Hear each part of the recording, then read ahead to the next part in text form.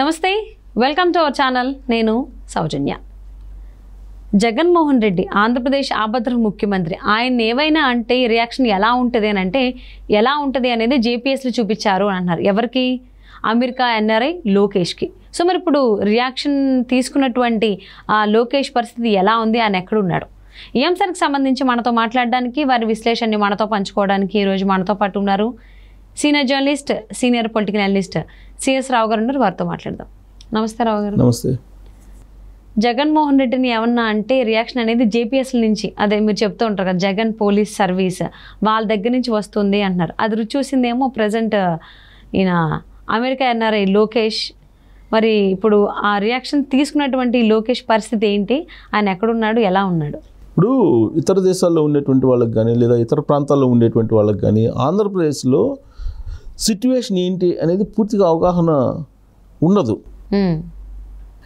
జగన్మోహన్ రెడ్డి ఏదైనా విమర్శించినా, జగన్మోహన్ రెడ్డి మీద ఏదైనా సోషల్ మీడియాలో పోస్టులు పెట్టినా, లేదా జగన్మోహన్ రెడ్డి మీద సంబంధించినటువంటి పోస్ట్ ఏదైనా రీపోస్ట్ చేసినా పోలీసులు ఏ విధంగా వ్యవహరిస్తారు అనేది ఇతర దేశాల వాళ్ళకి, ఇతర రాష్ట్రాల వాళ్ళకి అనుభవం ఉండదు. ఓకే.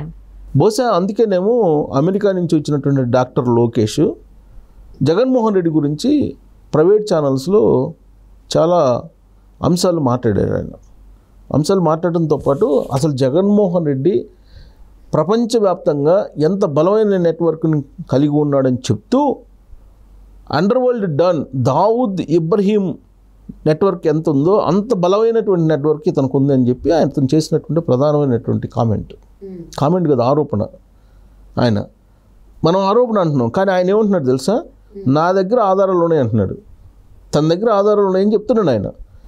మొత్తం ఆధారాలు ఉన్నాయి జగన్మోహన్ రెడ్డికి సంబంధించి. 23 దేశాల్లో ఇతను ఏ విధంగా మొత్తం మనీ సర్క్యులేట్ చేస్తూ ఉన్నారు, బ్లాక్ మనీని ఎలా సర్క్యులేట్ చేస్తున్నాడు, మళ్ళీ వైట్ మనీని ఎలా హవాలాలో తీసుకొచ్చుకుంటున్నాడు అనేది తన దగ్గర మొత్తం ఆధారాలు ఉన్నాయని చెప్పి చెప్తున్నారు. తన మొబైల్ కూడా చూపించారు ఆ షోలో. సో అది చూసినటువంటి జగన్మోహన్ రెడ్డి లేదా జగన్మోహన్ రెడ్డి అనుచరులకి లేదా జగన్మోహన్ రెడ్డి టీంకి ఎలా ఉంటుంది? సహజంగా ఇక్కడ ఉండే వాళ్ళు పోస్ట్ పెడితేనే తీసుకెళ్ళి ఏం చేస్తున్నారో తెలుసు, లేదా ఒక విమర్శ చేస్తేనే తీసుకెళ్ళి ఏం చేస్తున్నారో తెలుసు. ఒక ఎంపీ రఘురామకృష్ణరాజు 5 సంవత్సరాల పాటు ఊళ్ళోకి రాకుండా చేశారు కదా, వాళ్ళ నియోజకవర్గానికి ఎంటర్ కాకుండా చేశారు కదా రఘురామకృష్ణరాజుని.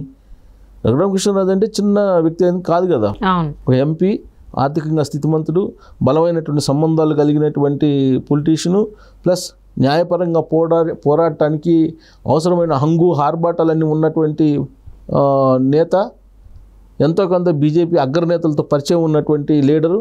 మరి ఆయన్నే ఆంధ్రప్రదేశ్ సిఐడి పోలీసులు తీసుకెళ్ళి ఏం చేశారు అని అంటే ఆయనే చెప్పాడు. లైవ్లో చూపించారు చితక్ కొట్టేని, వీడియో కాల్ చేసి ఫ్రాక్చర్ కూడా అయిందని, ఫ్రాక్చర్ కూడా చూపించారు కదా, కాళ్ళు ఫ్రాక్చర్ అయినాయి అని చూపించారు కదా. అవన్నీ ఎవరెవరు కొట్టారు అన్నీ కూడా చెప్తున్నాడు కదా. చితక్ కొట్టారు నన్ను నేను చెప్తున్నారు కదా. తీసుకుపోయి లోక్సభ స్పీకర్కి కూడా కంప్లైంట్ చేశారు కదా ఆయన. ఇదంతా కూడా ప్రపంచవ్యాప్తంగా ఉన్నటువంటి తెలుగు వాళ్ళు చూశారు కదా రఘురామకృష్ణరాజుది. అయినప్పటికీ రాష్ట్రం కోసం, జన్మభూమి కోసం మేము ధైర్యంగా ముందుకు వస్తామని చెప్పి, మేము త్యాగానికైనా సిద్ధం అని చెప్పేసి ఎన్ఆర్ఐలు ఆంధ్రప్రదేశ్కి ఎన్నికల సందర్భంగా వచ్చారు. అలా వచ్చినటువంటి వాళ్ళల్లో డాక్టర్ లోకేష్ కూడా ఒకరు. మిగతా వాళ్ళు ఎలక్షన్ పని చేసుకున్నారు. ఎలక్షన్లో వాళ్ళు చెప్పేది చెప్పారు, ఓటర్స్కి అవగాహన కల్పించారు, ఏదో చైతన్యం చేశారు. వాళ్ళు చెప్తే ఎవరు నిన్నేవాళ్ళు ఉంటే ఎగ్నెస్ట్గా ఓటు వేయించేసి వెళ్ళిపోయారు విమానాల్లో ఎవరికి వాళ్ళే. బట్ లోకేష్ ఏం చేశారు? జగన్మోహన్ రెడ్డికి సంబంధించి మొత్తం చీకటి సామ్రాజ్యం ఇలా ఉందని చెప్పేసి మీడియా ఛానల్స్కి ఎక్కి మొత్తం వివరించాడు.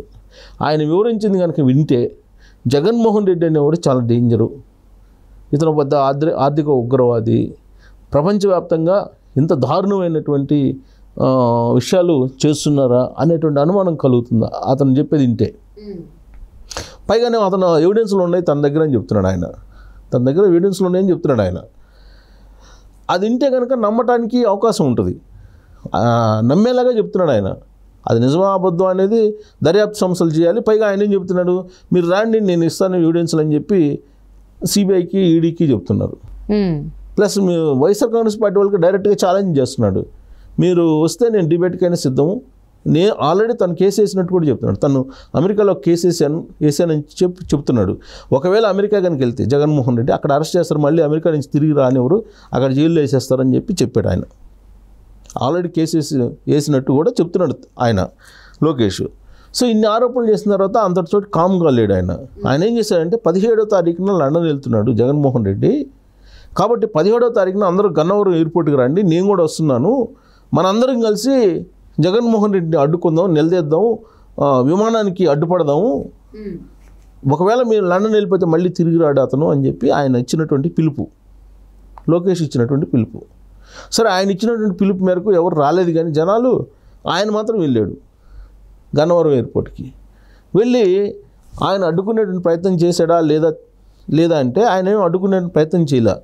కానీ గన్నవరం ఎయిర్పోర్ట్లో జగన్మోహన్ రెడ్డి ఎంటర్ అయ్యే టైంకి ఈయన కూడా గన్నవరం ఎయిర్పోర్ట్లో ఉన్నాడు. ఓకే. ఆయన ఏం చెప్తున్నాడు, నేను ఢిల్లీ వెళ్ళడానికి నేను గన్నవరం ఎయిర్పోర్ట్కి వచ్చానని చెప్పి ఆ లోకేష్ చెప్తున్నాడు.